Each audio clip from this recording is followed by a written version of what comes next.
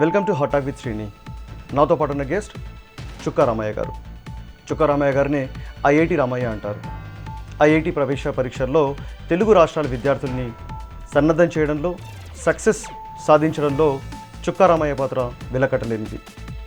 ఈరోజు తెలుగు రాష్ట్రాల్లో ఉన్న విద్యా వ్యవస్థను తను ఏ విధంగా ఐఐటి ప్రవేశ పరీక్షా రంగంలోకి ప్రవేశించారో తన అంతరంగాన్ని ఆవిష్కరించడానికి నాతో పాటు ఉన్నారు. Welcome to hot talk with Srini Ramaiah గారు. ఐఐటి రామయ్య, చుక్కా రామయ్య కంటే మీ ఇంటి కంటే పేరు ఐఐటి రామయ్య గారు మీరు బాగా ఫేమస్. మీరు ఎప్పుడైనా ఐఐటిలో వర్క్ చేశారా? నేను ఏ ఐఐటిలో పని చేయలేదు, ఐఐటిలో నేను రీసెర్చ్ చేయలేదు. కానీ ఆంధ్రప్రదేశ్ విద్యార్థులను ఐఐటి రామయ్యగా మార్చారు. ఇది విద్యార్థులు నాకు ఇచ్చినటువంటి కానుకని అనుకుంటాను. 1983లో మీరు ప్రిన్సిపాల్గా రిటైర్ అయ్యారు. ఆ టైంలో మీరు గవర్నమెంట్ ఇచ్చిన పెన్షన్ వద్దనుకున్నాను. ఎక్కడో చదివాను నేను. ఎందుకు జరిగింది ఆ టైంలో? పెన్షన్ వద్దానని చెప్పలే కాదు, కానీ మేము ఏపీ రెసిడెన్షియల్ సొసైటీ లోపల ప్రిన్సిపాల్ ఉండే అవకాశం నాకు దొరికింది. ఓల్డ్ హైదరాబాద్ స్టేట్ లోపల 58 సంవత్సరాలకు రిటైర్మెంట్ ఉండేది. అకస్మాత్తుగా ఎన్టీ రామారావు గారు ముఖ్యమంత్రి అయిన తర్వాత 55 సంవత్సరాలు చేశారు. చేసుట వలన నేను రిటైర్మెంట్ అయినా. కానీ గవర్నమెంట్ అకస్మాత్తుగా ఇలాంటి యొక్క నిర్ణయం చేయడం సముచితం కాదు అనేది మా అభిప్రాయం. సర్వీస్ మధ్యన డేట్ ఆఫ్ రిటైర్మెంట్ మార్చుట వలన అది సరైనది కాదు అని మాకు కొంతమంది మిత్రులు కోర్టుకు వెళ్ళారు. నేను వెళ్ళలేదు. దానివల్ల మా యొక్క పెన్షన్ ఆగిపోయింది. అంతే. పెన్షన్ ఆగిపోవడం మాత్రం వాస్తవేనాది. దాని కారణంగా ఒక కసితో మీరు ఒక ట్యూషన్ అయ్యే స్టార్ట్ చేయాలన్న ఆలోచన స్టార్ట్ అయింది. అసలు ఆ టైంలో ఏం జరిగింది? ఎక్కడ? నేను కసితో నేను పని చెయ్యను సార్. నాకు ఇప్పటికీ ముఖ్యమంత్రిగా ఆనాటి ముఖ్యమంత్రి పైన ఏం కసి లేదు. మా అమ్మాయి 83లో ఒకట ఐఐటి పరీక్ష రాసింది. మద్రాసు యొక్క కౌన్సిలింగ్ మనం పిలిచారు. నేను అమ్మాయిని తీసుకుని మద్రాసుకి వెళ్ళాను. ఎంతమంది తెలుగు వాళ్ళు ఉన్నారు అని కొద్ది కనుక్కుందా అని వెళ్ళాను. ఆ 400 మంది లోపల ఎక్కువ నాన్ తెలుగు పీపుల్, తెలుగు వాళ్ళు ఒక 12-15 మంది ఉండరు. జనాభా చూసినట్టయితే తెలుగు యొక్క జనాభా ఎక్కువ ఉన్నది. ఇంత తక్కువ మంది ఎందుకు ఉన్నారు మన దగ్గర అనేటువంటి ఒక అభిప్రాయం నాకు ఏర్పడ్డది. ఆ కౌన్సిలింగ్ అయిపోయిన తర్వాత ఒక నిర్ణయంతో వచ్చాను. తింటే గారెలే తినాలి, చెప్తే ఐఐటి చదువు చెప్పాలి అనేటువంటి భావన తెలుగు వాళ్ళకి అవుతుందో ఐఐటిలో ప్రవేశంకి రావాలి. ఇది కసి కొద్ది చేసిన పని కాదు, తెలుగు వారి యొక్క ప్రతిభను చాటాలనే ఒక లక్ష్యంతో తీసుకున్న నిర్ణయం అని చెప్తున్నాను నేను. ఆ కాన్సెప్ట్ తీసుకుని ఈరోజు తెలుగు రాష్ట్రాల్లో కార్పొరేట్ విద్య వచ్చేసింది. IIT foundation course, EAMCET foundation courses, IIT concept courses. ఎట్లా అనిపిస్తుంది? మీరు మ్యాథమెటిక్స్ టీచర్గా నన్ను పిల్లలు వచ్చి అడిగారు, సార్ మాకు మ్యాథమెటిక్స్ చెప్పండి, ఐఐటి పరీక్ష రాయదలుచుకున్నామని చెప్పారు. ఎప్పుడు వస్తారు అన్నాను. జూనియర్ కాలేజీలో ఉన్నారు. 8 గంటలకు ఆరంభమవుతుంది, కాలేజీకి వెళ్ళక ముందే మేము మీ దగ్గరికి వస్తామని అన్నారు. 4 గంటలకు వస్తారా అని నేను అడిగాను. ఒక మిస్చ్యూస్కి వస్తే నేను అడిగాను. వస్తాం సార్ అన్నాను. అంటే 4 గంటలకు పిల్లవాడు రావాలంటే నేను ఎన్ని గంటలకు లేవాలో మీకు తెలుసు. 3 గంటలకు లేచేది. 3 గంటలకు లేచి వాకింగ్ చేస్తేనే నేను క్లాస్కి వెళ్ళగలుగుతాను. ఉస్మాన్ యూనివర్సిటీ వరకు 3 గంటలకు లేచి వాకింగ్ చేసేది నేను. క్లాసుతో 4 గంటలకు ఆరంభమయ్యేది. ఎందుకు 4 గంటలకు ఆరంభమైందంటే 4 నుంచి 5:30 వరకు ఒక క్లాసు, తర్వాత ఎట్లున్నదో వాళ్ళు ఫిజిక్స్కి పోవాలి. ఇదంతా కూడా 8 గంటల లోపల కంప్లీట్ కావాలి. కాబట్టి వాళ్ళు ఇచ్చిన టైమింగ్స్ లోపలనే నేను చదువు చెప్పుడు మొదలుపెట్టాను. టైమింగ్ నేను ఏర్పాటు చేసినవి కావు. ఇన్నేళ్ల తర్వాత కూడా అదే టైమింగ్స్ ఐఐటి కోచింగ్. ఈ యొక్క ఇన్స్టిట్యూషన్కి ఉన్నటువంటి ఒక లక్షణం ఏంటంటే student is interested. Student management అంతా కూడా స్టూడెంటే నిర్ణయం చేస్తాడు. అదే జరిగింది అన్నాడు.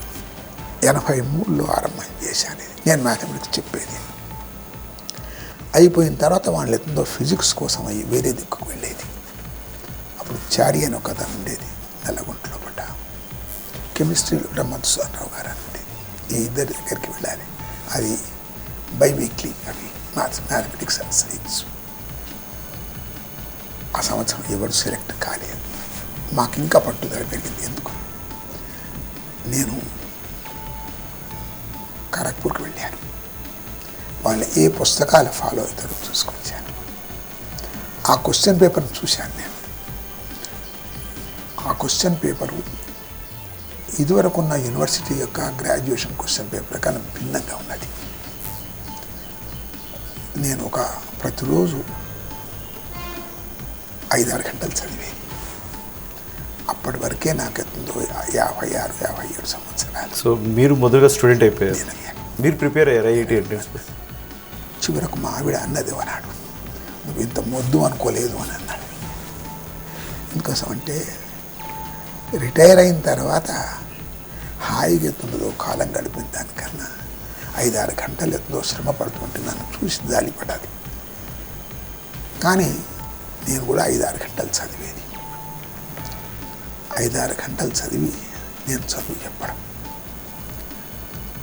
చెప్పుతుంటే రష్యన్ యొక్క ఆథర్స్ కొనుక్కో దాని పుస్తకం పేరు ఇప్పుడు నా దగ్గర ఉన్నది. అది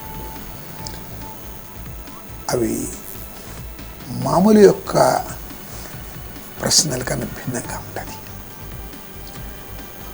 ఆ ప్రశ్నలకును మన యొక్క పరీక్ష యొక్క పేపర్లకు భిన్నంగా ఏముందంటే మెథడ్ కనబడదు. మనం చేసేదంతా కూడా ఎక్సర్సైజెస్. ఐఐటీలో అడుగుతున్నది మాత్రం ప్రాబ్లంకును ఎక్సర్సైజ్కు తేడా ఉంటుంది. ఎక్సర్సైజ్ లోపల సమస్యగతంలో ఉన్న యొక్క మెథడ్ కూడా చెప్తాడు వాడు. కానీ ఐఐటీలో మెథడ్ చెప్పాడు వాడు. మెథడ్ కూడా శోధించాలి. అంటే బాట లేని అడవి లోపల నడిచినట్టు ఉంటుందని మనం చేస్తున్నాం. కమ్యూనిస్ట్ భావజాలం ఎంతో కొంత మీ మీద ఉంది. ఎందుకంటే యూటీఎఫ్ నుంచి మీరు ఎన్నికయ్యారు కమ్యూనిస్ట్ పార్టీ నుంచి. కానీ కమ్యూనిస్టులు ఏమో దేవుడు ట్రాష్ అంటారు. మీరేమో బాసర దగ్గరికి వెళ్ళేసి అక్కడే బాసర సరస్వతి కటాక్షం కారణంగా నీతో వచ్చి చెప్తారు. ఎక్కడి నుంచి వచ్చింది కాంట్రడిక్షన్? వరంగల్ జిల్లా లోపల జనగామ తాలూకా లోపల నేను గూడూరు అనే ఊళ్ళో పుట్టాను. అది కూడా ఒక బ్రాహ్మణ కుటుంబంలో పెట్టాను. పుట్టినప్పుడే ఈ చదవద్దు అని మా నాయన యొక్క వాదన. మా అమ్మ అంటది అంటే నా కొడుకు చదివాడు, ఈ మంత్రాలు చదివాడు అని. ఎందుకు చదివాడు వాళ్ళ ఇద్దరి మధ్య చర్చ జరుగుతున్నప్పుడు నేను విన్నాను. వీడు ఈ చదువుకుంటే ఈ నుంచి వెళ్ళిపోతాడు అంటే మా నాయనకు 2. ఒకటి కల్చరల్ విషయం, రెండోది ఎత్తుందో ఎకనామిక్ ఇష్యూ. అంటే ఊరు వదిలిపెట్టిపోతాడు అని నా మీద అనుమానం. తర్వాత తల్లిని సాదడు అని. ఈ రెండు పనులు ఇప్పటికీ నేను చేస్తున్నానని మాత్రం చెప్తున్నాను. నేను బీఎస్సీ చదువుతున్న కాలంలో కూడా, ఫస్ట్ ఇయర్ చదువుతున్న కాలంలో కూడా మా దగ్గర చౌడపు విశ్వనాథం గారు అని ఉండేది. ఆయన ఒక వయోజన విద్యాశాల నడిపించారు. ఆ వయోజన విద్య పాఠశాల లోపల సుందరి గారు వచ్చి నన్ను పిలిచారు. ఈ వయోజన విద్యలో పనిచేస్తావా అని నన్ను అడిగారు సమ్మర్లో. చేస్తాను అన్నాను. ఏం చేస్తావు అన్నాడు. పిల్లలతో అక్షరాలు దిద్దబెడతానన్నా. నాకు అక్షరాలు దిద్దబెట్టవలసిన మనిషి కాదు.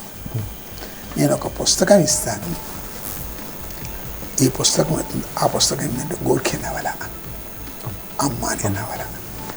ఇది నన్ను ఎత్తుందో నేనేం చేయాలంటే ప్రతిరోజు ఈ ఒక గోర్ఖే నవల్లో పాటు ఒక పారాగ్రాఫ్ అవుతున్నదో ఆ వయోజనులకు చదువు చూపించాలి. వాళ్ళు విన్న దాని మీద వాళ్ళు ఏ చర్చత చేస్తున్నారు అది నా మేధస్సు మార్చిందేమో చెప్తున్నాను. నన్ను ఇలాంటి పరిస్థితులతో కమ్యూనిస్టులుగా తయారు చేశాయని చెప్తున్నాను. కమ్యూనిస్ట్ భావజాలంతో నాకు దూరం వచ్చింది. కాబట్టి కానీ ఇంత భావజాలం మీ అనువనున్న నింపుకున్న మీరు బాసర పుణ్యక్షేత్రం నా సర్వీస్ లోపల నేను ఎప్పుడు హిందూ దేవాలయానికి వెళ్ళలేదు. కానీ నేను రిటైర్ అయిన తర్వాత 2 పిల్లలు ఇంజనీరింగ్లో ఉన్నారు. తిండి కష్టపడుతుంటే అక్కడ ఉండేటువంటి నాకు చదువు చెప్పినటువంటి మనిషి అన్నాడు, నువ్వు ఎన్నో దేలుపు, నేను ఒక్కసారి అడుగుతున్నారా, నేను బాసర పోయిరారా అన్నాను. వెళ్ళినది 3 రోజుల తర్వాత బహుశా అది ఇంట్యూషనో ఏందో తెలియదు నాకు, ఒక పుస్తకం ఎత్తుందో నా చేతులకు వచ్చింది. అక్కడికి వచ్చిన తర్వాత ఒక వారు అందరిని అడిగాను, నేను ఇట్లా పుస్తకం కనబడ్డది అని చెప్పిన. నేను వెళ్ళొచ్చు అని చెప్పారు. అంటే పుస్తకం కనబడడానికి ఏమంటే అట్లాంటి అమ్మవారితో కనబడుతుంది అని చెప్పారు. నాకే కానీ వచ్చిన తర్వాత మాత్రం ఒక కాన్ఫిడెన్స్తో వచ్చాను ఇక్కడికి. నేను 87 లోపల మొత్తం మా దగ్గర ఉన్నది 12-13 మంది. 9 సెలెక్ట్ అయ్యారు. సో ఫస్ట్ టైం కాలేదు, కానీ బాసర వెళ్ళొచ్చిన తర్వాత 12 మందిలో 9 మంది సెలెక్ట్. అది ఉందో నాకు తెలియదు, కానీ 9 సెలెక్ట్ ఒక రాష్ట్రంలోనే ఒక పెద్ద సంచలనం. కాబట్టి మనిషికి ఆకలి, ఎంప్లాయ్మెంట్ ఇవన్నీ కూడా అవుతున్నదో కల్చర్ను మారుస్తాయి. అదే జరిగింది నాలో కూడా అని చెప్తున్నాను. ఏదైనా ఇన్స్టిట్యూషన్ సంస్థను ఏది తీసుకున్నా కానీ మనుషులు కాదు సంస్థను ఒక పద్ధతి నడిపిస్తుందని చెప్పేసి. కానీ ఐఐటి రామయ్య కోచింగ్ సెంటర్ ఏదైతే ఉందో అది మీ చుట్టే కేంద్రీకృతమై ఉండే. మీరున్నా లేకపోయినా ఆ సంస్థ ముందుకు వెళ్ళడానికి మీరు తీసుకునే చర్యలు ఏంటి, ఎలా నడిపిస్తారు? ఫస్ట్ ఏమంటే క్రమంగా పెరిగింది. అది నేను ఊహించలేనంత పెరిగింది. అది పెరిగితే దాని పర్యవసానం ఏంటంటే అడ్మిషన్ కోసం అయ్యి 100 దాటింది, 1000లకు వచ్చింది. అది నేను తట్టుకోలేకపోయినా. నేను టెస్ట్ పెడతాను, టెస్ట్ ఎట్లా ఉంటుంది అని, ఐఐటి పేపర్ ఎలా ఉంటుందో ఇది ఎట్లా ఉంటుంది అని అన్నాను. ఇలాంటి పేపర్స్ మనం స్పిన్ చేయాలి అని అనుకున్నాను. చేసినాం, మేము అందరం కలిసి చేశాం. చేస్తే అదొక కొత్త పోకడ నిర్ణయించింది. డబ్బు సంపాదించుకోసం కాదు, కరెక్ట్ ఉన్నటువంటి ఆస్పిరెంట్స్కు మనం గైడ్ చేయాలని అనుకున్నాం. ఆ టెస్ట్ వల్ల నాకు కరెక్ట్ ఆస్పిరెంట్ దొరికింది. నాకు మనం ఆనాడు ఉన్నటువంటి తీవ్రతను 125 మందిని తీసుకుంటాం అనుకున్నాం. దానివల్ల టాలెంట్ గల స్టూడెంట్ వచ్చాడు, సెలెక్ట్ అయ్యాడు. ఆ వల్ల వచ్చింది కాదు, అది టాలెంట్ గల స్టూడెంట్కు మనం కొంత మెరుగులు అద్దితే సెలెక్ట్ అయ్యారు. కాబట్టి స్టూడెంట్కి రాంగ్ ఆస్పిరేషన్స్ కలిగించవద్దనే నా యొక్క అభిప్రాయం. అదొకటి. మీరు స్థాపించిన ఏది స్టార్ట్ చేసిన ఇన్స్టిట్యూట్ రామయ్య ఇన్స్టిట్యూట్, ఇది 100 సంవత్సరాలు అలాగే కంటిన్యూ మీరున్నా లేకపోయినా అలాంటి ఒక వ్యవస్థ తయారు చేసి పెట్టారు. ఎవరు తీసుకుంటారు, ఎవరు దాన్ని చూసుకుంటారు, ఎలా చూసుకుంటారు? నేను 2007 లోపల ఆనాడు ఉన్నటువంటి పరిస్థితులను బట్టి నేను ఎమ్మెల్సీగా పోటీ చేయవలసి వచ్చింది. నాకు పోటీ చేసే ముందు నేను అప్పచెప్పాను, మీరు నిర్వహించుకోవాలని చెప్పాను. ఇదే బేస్ మీద నడిపించాలని చెప్పాను. ఇప్పటికీ అదే బేస్ మీద నడిపిస్తున్నారు వాళ్ళు. అయితే ఈ మార్కెట్ యుగం లోపల ఆంధ్రప్రదేశ్ ఏర్పడిన తర్వాత నెంబర్ డౌన్ అయింది. ఎందుకంటే ఫస్ట్ లెర్నర్స్ తెలంగాణలో, ఆంధ్ర ఏరియా లోపల 5th to 6th generation learners. IIT యొక్క చదువు ఫస్ట్ లెర్నర్స్ కూర్చోడం చాలా కష్టం. కాబట్టి మేము నిరుత్సాహపడలేదు. అంతేకాకుండా మినిమం అవుతుందో అతనికి క్వాలిఫికేషన్ ఉండాలి, అతనికి మినిమం ఫండమెంటల్స్ రావాలి. ఫండమెంటల్ తీస్తూ ఐఐటికి చదువు చెప్తా ఉంటే మాత్రం కుదరదు అని మనం చేస్తున్నాం. అంటే కార్పొరేట్ స్కూల్స్, కార్పొరేట్ కల్చర్ వచ్చిన తర్వాత, ఇన్స్టిట్యూషన్స్ తర్వాత ఆ ప్రభావంలో ఐఐటి రామయ్య ఏదైతే ఇంపార్టెన్స్ ఉందో తగ్గిపోయిందని అనుకుంటాం. కార్పొరేట్ ఉన్న వ్యవస్థ ఉన్నా కానీ మాకు కొంతకాలం నడిచింది. దాన్ని మా యొక్క ఇన్స్టిట్యూషన్ను మెలైన్ చేసడానికి ఎంత ట్రై చేసినా కానీ సంఖ్య పెరిగింది. సబ్జెక్ట్ కోసమైనా కానీ వచ్చేది,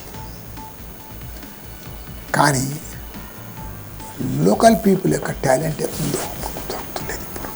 కానీ ప్రస్తుతం మాత్రం కార్పొరేట్ వ్యవస్థ వలన మాది ఎత్తున్నదో దిగజారలేదు. దానికి మేము నిరుత్సాహపడతలేము కూడా. చివరికి ఎక్కడ పోయిందంటే మా దగ్గర సెలెక్ట్ అయితే 2 లక్షల రూపాయలు ఇచ్చి ఆ పిల్లాన్ని కొనుక్కొని పోయారు. దాంతో నిరుత్సాహం ఏం లేదు మనకు, కనీసం వాడి దరిద్రం అని పోయింది మనకి. కాబట్టి మాకు రకరకాల ప్రాక్టీస్ చేశారు వాళ్ళు. చేసినా కానీ వాళ్ళ మీద నాకేం శత్రుత్వం లేదు. మనం తీసుకున్నటువంటి మీన్స్ ఏవైతున్నాయో మన యొక్క సక్సెస్ కారణభూతం అవుతుంది మనం చేస్తాం. విద్యా వ్యవస్థ మీ చుక్కా రామయ్య గారి పేరు వేసిన ఒక క్లీన్ ఇమేజ్ ఉంటుంది. మీరు ఒక కాల్ ఇస్తే మీ వెంట స్వచ్ఛందంగా ఉండడం చాలామంది ఉంటారు. కానీ రామయ్య గారు మీ టైంలోనే కార్పొరేట్ విద్య తెలుగు రాష్ట్రాల్లో కార్పొరేట్ అంటే ఇంటర్మీడియట్లో కానివ్వండి, లేకుంటే ఐఐటి కానివ్వండి, ఎంసెట్ దగ్గరికి వచ్చేసరికి ఈవెన్ ఇప్పుడు 5th క్లాస్ నుంచి కూడా కార్పొరేట్ స్కూల్ స్టార్ట్ అయినాయి. ఏం చేయలేకపోయిన బాధ ఎక్కడైనా ఉందా? చేయలేం కూడా ఇది. ఎందుకంటే గవర్నమెంట్ స్కూల్స్ను వీక్ చేశారు. మెయిన్ ఎవరిని మీరు దోషిగా? గవర్నమెంట్లో ఏ వ్యక్తి? వ్యవస్థ వీక్ చేసింది. అంటే పబ్లిక్ రంగాన్ని వీక్ చేసినట్టయితే ఏం వీక్ అయింది అంటే recruitment of the teacher week అయింది. టీచర్ క్వాలిటీ అయితేనే మీకు ఎత్తుంది, అది జరుగుతులేదు. అది సబ్జెక్ట్ మ్యాటర్లో ప్రొఫిషియన్సీ ఉండాలి అతనికి. టీచర్ రిక్రూట్మెంట్ ఉండకూడదు, అది టీచర్ సెలెక్షన్ ఉండాలి. సింగపూర్ వెళ్ళండి మీరు, లేకుంటే స్వీడన్ వెళ్ళండి, పోలాండ్ వెళ్ళండి, ఎక్కడికి వెళ్ళినా కానీ క్వాలిఫైడ్ టీచర్స్ అంటే మనుషులకు వెతుక్కుంటున్నారు. టీచర్ యొక్క రిక్రూట్మెంట్ జరుగుతున్నది కాబట్టి స్టాండర్డ్స్ పడిపోతాయి. టీచర్ యొక్క ప్రమాణాన్ని పరీక్షలతో నిర్ణయం చేస్తున్నారు. అంటే స్టాండర్డైజ్ క్వశ్చన్స్, గైడ్స్లో వచ్చేటువంటి క్వశ్చన్స్ పై ఏ గైడ్లో లేనటువంటి ప్రశ్న ఇస్తేనే వాడికి అదో ఎక్సలెన్స్కి పనికి వస్తుంది. వీటన్నిటికి తోడు పబ్లిక్ రంగం వీక్ అయిన తర్వాత మీకు ఎక్సలెన్స్ రాదు. గవర్నమెంట్ ఎప్పుడో ఆంధ్రప్రదేశ్కి వచ్చిన గవర్నమెంట్స్ అన్నీ కూడా ఎడ్యుకేషన్కు లీస్ట్ ఇంపార్టెన్స్ ఇచ్చాయి. Any expenditure in government schools must taken as waste. అదే జరిగిందని మనం చేస్తున్నాం. Any particular political leader? Not particular leader. System it self is a wrong. School education ఎప్పుడైనా కానీ పబ్లిక్ రంగంలో ఉండాలి. కనీసం స్కూల్ లెవెల్ వరకైనా పబ్లిక్ లెవెల్లో ఉండాలి. సాధ్యమా ఈరోజు? మనం గవర్నమెంట్ స్కూల్స్ను ఈక్వల్గా మనం బిల్డప్ చేయగలిగితే డెఫినెట్గా స్థాయి చేసాను. వాళ్ళు 2 తెలుగు రాష్ట్రాలు 10th క్లాస్ దాకా ప్రైవేట్ స్కూల్ని మొత్తం మేము బ్యాన్ చేస్తున్నాం. ప్రైవేట్ విద్యను రిపర్కషన్స్ ఎట్లుండొచ్చు? చాలా తీవ్రంగా ఉంటాయి. ఇవాళ ప్రైవేట్ స్కూళ్ళను నడిపించే మనుషులే పాలిటిక్స్ నడిపిస్తున్నారు. అది వస్తుందని ఆశ లేదు నాకు. ఎందుకంటే 20-30 సంవత్సరాల పబ్లిక్ రంగం నాశనం చేసిన మనుషులు ఆ డబ్బే ఎలక్షన్లో ఉపయోగించి ఈనాడు ఎత్తునతో కొత్త ఎత్తునతో భవనం తయారైంది. కాబట్టి ఇప్పుడు చాలా కష్టం. ఈవెన్ ఒక టీచర్ తీసుకోండి, తన కొడుకుని చదివించాలంటే 5th క్లాస్కి 20,000 రూపాయలు, 6th క్లాస్కి 50,000 రూపాయలు, 10th క్లాస్కి 1,00,000 రూపాయలు ఖర్చు పెట్టాలి. అంటే తన శాలరీ మొత్తం, టోటల్ ఒక టీచర్కి వచ్చే శాలరీ మొత్తం కేవలం తన పిల్లల చదువుల కోసం మొత్తం ఖర్చు పెట్టినట్టు ఈ క్షణంలో. ప్రైవేట్ స్కూల్కి చదువు చెప్తే ప్రమాణం వస్తుందనే మాట అబద్ధం. ఎందుకోసం అంటే అక్కడ ప్రాఫిట్ మోటివ్ ఉన్నది. అక్కడ ప్రాఫిట్ మోటివ్ ఉన్నప్పుడు రిజల్ట్ ఓరియంటెడ్ చదివే చెప్తాడట. ఆ రిజల్ట్ అండ్ క్వశ్చన్స్ అన్నీ కూడా గైడ్స్ నుంచి ప్రశ్నలు తీసుకుంటారు అక్కడ. కాబట్టి పబ్లిక్ ఎడ్యుకేషన్ సిస్టమ్ ఎంతో బాగుంటేనే మీకు ఎంతో ఎక్సలెన్స్ వచ్చే అవకాశం ఉంటుంది. కాబట్టి ఎక్సలెన్స్ని కాపాడుకోవడం అది చాలా కష్టమైన పని. ఆంధ్రప్రదేశ్ దగ్గరికి వస్తే Narayana, he's a minister education institution ఇంకా నేను ఎవరి పేరు తీసుకోవద్దు, నేను పేరు తీసుకుని కూడా భావ్యం కాదు. ఇది లాస్ట్ 50 years లోపల ఏ యొక్క అమౌంట్, ఏ మనీ అవుతుందో స్పిన్ అయిందో అదంతా కూడా ఎక్కడికి పోయింది అంటే పాలిటిక్స్లోకి పోతున్నది. ప్రతి ఒక్క ప్రైవేట్ రంగాన్ని దీనాడు పోషిస్తున్న వాళ్ళు పాలిటీషియన్స్. దానికి దేశం ఎంతో దానికి పే చేసుకోవాల్సి వస్తుంది. ఆల్రెడీ పే చేస్తుందంటారా? ఇంకా ఫ్యూచర్లో ఇంకా ఘోరంగా ఉంటుంది. ఇంకా ఘోరంగా ఉంటాయి. రామయ్య గారు, ఈ మధ్య న్యూస్ పేపర్ చూస్తుంటే నాకు పర్సనల్గా నేను చాలా కలత చెందుతూ ఉంటాను. సూసైడ్స్ ఇన్ కార్పొరేట్ కాలేజెస్ ఏంటి? ఏ వ్యవస్థ పైన కామెంట్ చేయదలుచుకోలేదు, కానీ హైదరాబాదులో ఉన్నటువంటి ఒక గర్ల్స్ యొక్క వసతి గృహాలను చూసి నీరజ కమిటీ రిపోర్ట్స్ ఏమి ఇచ్చిందో మీరే చదవండి. ఇవాళ కాదు, ఒక 4-5 సంవత్సరాల క్రితం ఒక రిపోర్ట్ ఇచ్చింది. బాగు చేయాలనే కోరికుంటే ప్రభుత్వానికి అవకాశం ఉండేది. పిల్లవానికి ఇంట్రెస్ట్ ఉన్నదా లేదా, పిల్లవానికి మినిమం స్టాండర్డ్ ఉన్నదా లేదా, ఏమి చూడకుండా తల్లిదండ్రుల్లో కూడా ఆశలు కలిగిస్తున్నాం. ఆ ఆశ ఎంత దూరం పోయిందంటే అతనికి ఐఐటి కాదు, ఎంసెట్ కూడా వచ్చే పరిస్థితి లేదు, ఇంటర్మీడియట్ పాస్ అయితే లేరు. ఇలాంటి యొక్క ప్రాఫిట్ మోటివ్ ఎత్తున్నదో దీని మీద ఉందంటే రాలేదంటే పిల్లలకు భయం వేస్తున్నది. నాకు రాదని తెలిసిపోతున్నది మొదటి వాడికి. చూసిన తర్వాత వానికి టెన్షన్ పెరుగుతున్నది. ఆ టెన్షన్తోనే అతను సూసైడ్ చేసుకుంటున్నాడు. అసలు టెన్షన్ కారణం ఏమిటి? మన యొక్క ఎంసెట్ పేపరు 30 ఏళ్ల క్రితం అవుతుందో ఆ యొక్క ఇచ్చారు, ఫామ్ ఇచ్చారు. అదే పద్ధతిలో ఇప్పటికీ నడుస్తున్నది. ఇతర దేశాల లోపల ఇంజనీరింగ్, మెడిసిన్కు సెలెక్ట్ అయ్యేటువంటి ప్రాతిపదిక మారింది. పిల్లవానికి టెన్షన్ లేకుండా ఒరిజినల్ అవుతుందో అతనికి ఒరిజినాలిటీని టెస్ట్ చేయాలని అంటున్నారు. కానీ మనం స్కూల్ అడ్మిషన్ అనే పేరు మీద పిల్లవాళ్ళలో టెన్షన్ కలిగిస్తున్నాం. ఆ టెన్షన్ యొక్క ఫలితమే ఆడపిల్లలు ముఖ్యంగా ఆత్మహత్యలు జరగడానికి ఎంతో పిల్లల్లో పడి టెన్షన్ పెరుగుతున్నది. పరీక్షా విధానాన్ని మార్చండి, చదువు చెప్పే పద్ధతి మార్చండి. ఇవి ప్రమాణాలు పెంచడానికి కోసం ఈ పరీక్షలే ప్రధానం కాదు. చదువు చెప్పే పద్ధతి మారాలి. క్లాసులో 100 మందిని పెట్టి పిల్లవానికి అర్థమైందా కదా అని అడిగే మనిషి నాదులు లేడు. హాస్టల్ ఒక గది లోపల ఎత్తున్నదో 10 మంది అడిగే నాదులు లేడు. ఇవి పరిస్థితులు. కాబట్టి పిల్లలు ఎత్తున్నదో అంటే నేను మా నాన్న ఇంత డబ్బు నా మీద ఎందుకు పెట్టిండు, నేను ఎట్లా మా నాన్న యొక్క రుణం తీర్చుకుందామనే టెన్షన్తో ఆ ప్రమాణాలు అందుకోలేక తికమకలాడుతున్నారు. ప్రమాణాలు ఒక రోజుతో రావు, కింది నుంచి బిల్డప్ చేయాలి, అది నిస్వార్థంగా బిల్డప్ చేయాలి. అది కొరబడినప్పుడు ఇవన్నీ జరుగుతాయని మనం చేస్తున్నాం. థ్యాంక్ యూ రామయ్య గారు, చాలా విషయాలు మాతో షేర్ చేస్తున్నారు. తెలుగు రాష్ట్రాల్లో ఈరోజున్న విద్యా వ్యవస్థపై ఇది చుక్కా రామయ్య గారి అభిప్రాయాలు. మరోసారి ఇంకో గెస్ట్తో మీ ముందుంటాను. Hot talk with శ్రీనిలో.